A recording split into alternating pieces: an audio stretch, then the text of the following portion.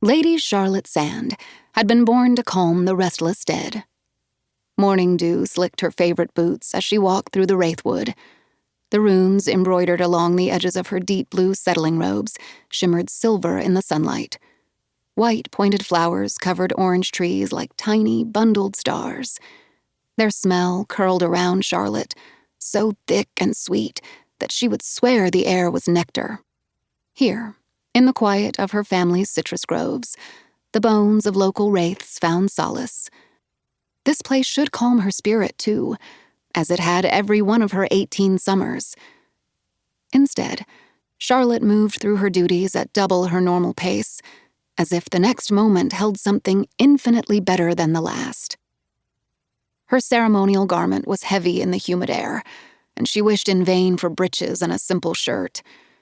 Charlotte sighed, then began humming the settling tune as she searched for wraiths that may have been agitated in their rest. Even once they'd been settled, exposure to the anger or pain of others could rouse them again. But the wood was quiet, as usual, Charlotte's skill unneeded. A horse whinnied, and Charlotte turned to see her grandmother in the road at the edge of the wraithwood. Lavender smoke from the old woman's smudging stick drifted across the spring grass and through the orange blossoms, filling Charlotte with a sense of home and longing. "Every creature from here to town can feel the discontent rolling off you," called Grandmother. "You'll wake the wraiths on your own if you aren't careful." "It's not discontent," grumbled Charlotte. But Charlotte didn't know what to call it either. This feeling akin to emptiness. Maybe it was emptiness, just not the desolate kind.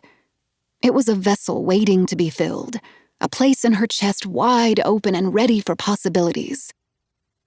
From the ground, a shard of white caught the sun, and Charlotte knelt to touch the bleached bone. The wraith inhabiting it gave a small shiver. Charlotte forced a smile, encouraging the wraith to rest. Its weak consciousness grasped greedily at the edges of the piece she offered, before quieting as Charlotte pressed the bone deeper into the loam. This wraith would remain settled for a long while, as long as no one disturbed it. When she stood, her grandmother called again. "Come, Charlotte." The weight in the woman's voice spoke to every one of her 74 years. "A wraith's risen in Sparrow's Glen. If we leave now, we might settle it before dark." Sure enough, Charlotte's old horse Iris was saddled and ready beside her grandmother's. She mounted, and Grandmother passed Charlotte's rapier to her. Charlotte belted it over her robes and nodded her thanks.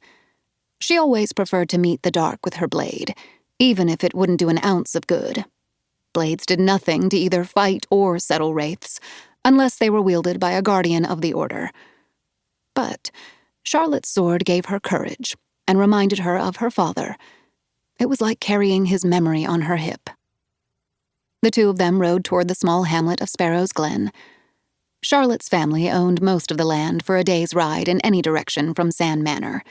The town closest to their home, just beyond the orchards, was Braden, and Charlotte had spent her childhood running through its streets with the local children.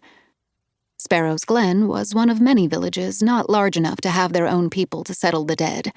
When they encountered wraiths, they called on Grandmother, and more recently, on Charlotte. "I know this isn't what you want, Charlotte," said Grandmother. "But only you could have felt that wraith's need so quickly." The pity in the old woman's eyes made Charlotte's chest burn. "You don't have to remind me," said Charlotte. "I'm doing my duty. I'll keep doing my duty."